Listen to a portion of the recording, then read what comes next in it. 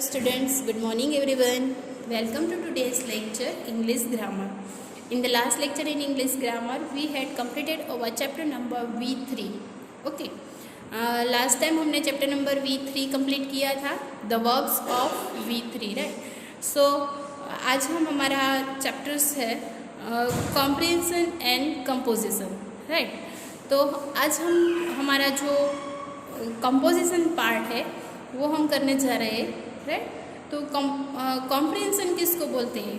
आज हम कॉम्प्रिहेंशन करने वाले हैं. तो कॉम्प्रिहेंशन किसको बोलेंगे कि यहाँ पे हमें एक स्टोरी दी गई है और स्टोरी को रीड करके नीचे ब्लैंक्स दी गई है, वो हमें फिल करना है. ओके. सो हम यहाँ पे आगे के जो 4-5 है वो हम स्किप कर रहे हैं, डायरेक्टली 6 और 7 करवा रहे हैं राइट. तो आपको आपकी ग्रामर की बुक में कॉम्प्रिहेंशन पेज नंबर 87 ओपन करना है और मेरे साथ आपको ये जो स्टोरी है वो यहाँ पे रीड करना है राइट. सो टुडेज डेट आपको यहाँ पे आज की डेट लिखनी है. Okay. So let's start.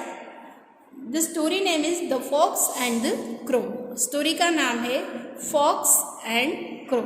I hope आप लोगों ने सुनी होगी ये स्टोरी. हमने कई बार ये स्टोरी सुनी है. जो एक क्रो है और फॉक्स है. फॉक्स हंग्री हुआ था तो उसको कुछ खाने के लिए चाहिए था. तो अचानक से उसको क्रो दिख गया राइट. तो क्या करता है crow? A fox was very hungry. Fox को बहुत ही भूख लगी थी. He went in search of food. मतलब वो खाने की शोध में निकला. He came to a garden that he saw a crow in a tree. He came to a garden. मतलब वो गार्डन में चला गया खाने के सर्च में. इन झाड़ पे उसने एक क्रो को देखा. It had a piece of meat in its beak. मतलब इसकी जो चोंच थी उसमें एक पीस ऑफ मीट मतलब एक मांस का टुकड़ा था. The fox wanted to have it. Fox है वो वहाँ पे खड़ा रह गया. He said oh crow you are so beautiful. Fox ने क्या बोला क्रो को कि यू आर सो ब्यूटीफुल, आप बहुत ही सुंदर हो. You have a sweet voice. आपका वॉइस भी बहुत ही स्वीट है. Please sing me a song. मतलब मेहरबानी करके आप मेरा सॉन्ग, आप अपना सॉन्ग है वो सुनाओ. At once the foolish crow began to sing. At once मतलब एज टाइम पर, मतलब वही टाइम पर फुलिश क्रो यानी मूर्ख क्रो ने बिगन टू सिंग मतलब गाना शुरू कर दिया. इट सेड काव काव. क्रो का गाना कैसा होता है? जो वो बोले वही उसका गाना है. तो उन्होंने काव काव करना शुरू कर दिया. The piece of meat fall down. उसकी जो चोंच थी उसमें जो ए मीट का पीस था वो नीचे गिर गया. The fox pick it up. Fox ने वो पीस है वो पिक कर लिया यानी अपने मुंह में पकड़ लिया. Thank you oh crow said the fox. Fox ने क्रो को क्या बोला? थैंक यू यानी आभार. ओ क्रो, फॉक्स ने क्रो को बोला. I will hear your song some other time. मतलब आई विल हियर, मैं आपका सॉन्ग दूसरी बार भी सुनूंगा. Say this the fox run away. ऐसा बोल के जो फॉक्स है वो रन करके चला गया. तो आपको स्टोरी समझ में आ रही है कि क्रो है वो कितना फुलिश है.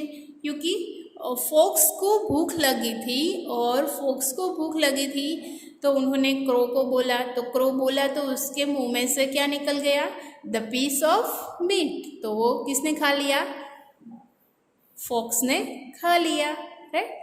तो यहाँ पे complete each sentence with suitable words. यहाँ पे जो सेंटेंस दिए गए हैं वो सेंटेंस हमें क्या करना है? कंप्लीट करना है राइट. स्टोरी हमने रीड कर ली, अब सेंटेंस कंप्लीट करेंगे. The fox was in search of. The fox was search of food. Write down food. FOOD food. The crow had a piece of meat in its beak. Crow के मुंह में क्या था? The crow had a piece of meat in its beak. The fox said, fox ने क्या कहा? Please sing me a song, please आपका गाना मुझे सुनाओ. The fox pick up, fox ने पकड़ लिया. क्या पकड़ लिया? The piece of meat, the piece of meat. Next, the fox was dash, the crow was dash. The fox है वो कैसा था? वाइस, यानी फोक्स है वो चतुर था. And the crow was foolish, crow कैसा था? फुलिश, यानी मूर्ख था. राइट. तो ये स्टोरी देख के हमें ये सेंटेंस है वो कंप्लीट करना है. So you have to write down in your grammar text book page number 87. And next turn your page. अब नेक्स्ट वन स्टोरी है the union is strength. Union is strength मतलब आई होप आप लोगों ने story देखी होगी. इसके पहले ही मैं कई बार ये स्टोरी आपको सुनाई जा चुकी होगी आपके पेरेंट्स द्वारा, टीचर्स द्वारा. राइट. तो ये स्टोरी हमने सुनी है. तो स्टोरी क्या है? ये स्टोरी है एक फार्मर की, जो स्टोरी मैं आपको अभी वीडियोस में दिखा रही हूँ. वीडियोस में देखने के बाद मैं ये स्टोरी आपको एक्सप्लेन करूँगी. Okay.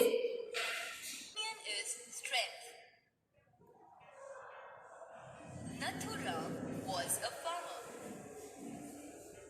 He had 4 sons, Kanu, Manu, Bala and Parsh. They always quarreled with one another. Nathuram was very unhappy.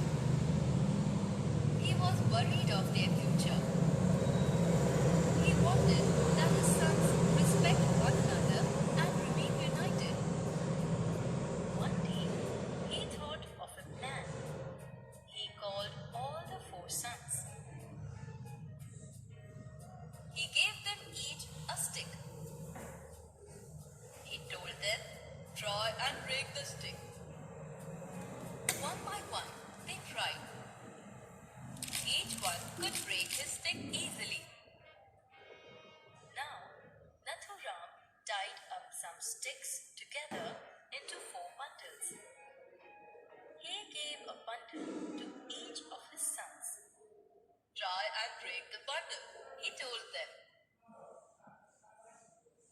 Each one tried to break the bundle with their mighty strength. But the bundle of sticks would not snap. Kanu said, it is difficult to break the sticks in the bundle. Bala said, I am sorry, it is impossible to break the sticks in the bundle. Nathuram said, do you understand what this means? If you remain united, like the bundle of sticks, no one can harm you, said the father. All 4 sons understood the advice of their father. They decided not to fight and remained united. इस story आपने देख ली. Right. Story में क्या था? एक farmer था, उसके 4 सन थे. वो सन मतलब आपस में लड़ते झगड़ते रहते थे. राइट. तो फार्मर ने उसको सीख देने के लिए एक अच्छा सा एग्जाम्पल दे के उसको समझाया कि ये जो एकता है उसमें कितना बल होता है. राइट. सो हमारे स्टोरी का नाम है यूनियन इज स्ट्रेंथ, मतलब एकता में कितना बल होता है, एकता में बल. There was a farmer, he had 4 sons. Farmer है, उसके कितने सन्स थे? 1, 2, 3 and 4 sons. They always quarrelled with one another, मतलब वो हमेशा आपस में लड़ते झगड़ते रहते थे. The farm was very sad, the farmer was very sad. Farmer बहुत ही दुखी था. क्यों? क्योंकि हमेशा उसके जो 4 लड़के थे वो आपस में लड़ते झगड़ते रहते थे. अगर आप भी अगर आपके भाई या बहन के साथ लड़ते झगड़ते हो तो आपके पेरेंट्स भी आपको डांटते हैं ना। तो इसी तरह से उस ये जो फार्मर था वो अपने बेटे के लिए चिंतित था। One day he called his son to him. एक दिन उन्होंने अपने सन को बोला। क्या बोला? He gave them a bundle of stick. He gave them मतलब उन्होंने अपने सन को बंडल ऑफ स्टिक यानी बंडल यानी एक से ज़्यादा, राइट। तो कई सारी लकड़ियों का बंडल करके उन्होंने अपने सन को दिया। He asked them to break it. उन्होंने कहा कि ये आपको तोड़ना है, जो आपने स्टोरी में देखा, right.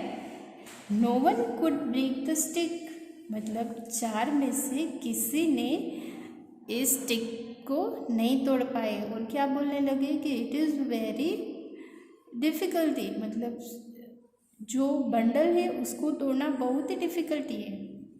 Then he untied the bundle. फिर उन्होंने क्या कहा, एक बंडल है वो ब्रिक्स कर दिया यानी बंडल को तोड़ दिया। Now his son could break the stick easily. अब जो सन्स है उन्होंने एक एक लकड़ी को दिया तो वो इजीली तोड़ पाए, है। तो हमें इससे क्या सीख मिलती है? फार्मर ने अपने बच्चों को किस तरह से सीख दिलाई कि अगर आप एक हो तो आपको कोई नहीं तोड़ पाएगा, अगर आप एक एक करके अलग हो जाओगे तो आपको सब इजीली तोड़ पाएंगे। द फार्मर से फार्मर ने क्या कहा कि यूनियन इज स्ट्रेंथ यानी एकता में बल होता है। Live together like the sticks. आपको भी इस स्टिक की तरह बंडल बन के रहना है यानी एक करके रहना है। No one can harm you then. अगर आप चारों मिल के रहेंगे तो आपको कभी कोई हार्म नहीं पहुंचाएगा, right. The sons never quarrel again मतलब उनके जो सन थे उन्होंने क्या बोला कि नेवर क्वारल अगेन, अब हम आगे जाके कभी नहीं लड़ेंगे। अब हमें पता चल गया कि यूनिटी में कितना स्ट्रेंथ होता है, राइट। तो ये फार्मर ने अपने बच्चों को एग्जाम्पल देके समझाया, तब जाके वो चारों भाइयों को समझ में आया कि एकता में कितना बल होता है, राइट। तो ये स्टोरी हमने देख ली, स्टोरी हमने समझ ली। अब complete each sentence with suitable words. अब हमें जो ये सेंटेंस है वो कंप्लीट करना है, right. The farmer was very sad. S-A-D, sad. The farmer was very sad. His sons always quarreled with one another. His sons always quarreled with one another. यानी his sons always quarrel with one another. The farmer gave them. Farmer ने अपने लड़के को क्या दिया? A bundle of sticks. The farmer gave them a bundle of sticks. Bundle of sticks. He asked them to break the stick. He asked them. उन्होंने क्या कहा? He asked them to break it. It यानी the sticks. He asked them to break the sticks. No one of them could. No one of them could break the stick. Break the stick.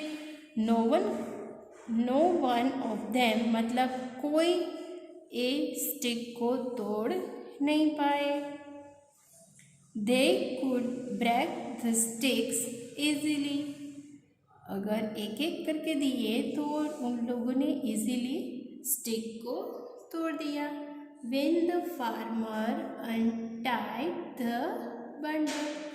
When the farmer untied the bundle, they could break the sticks easily.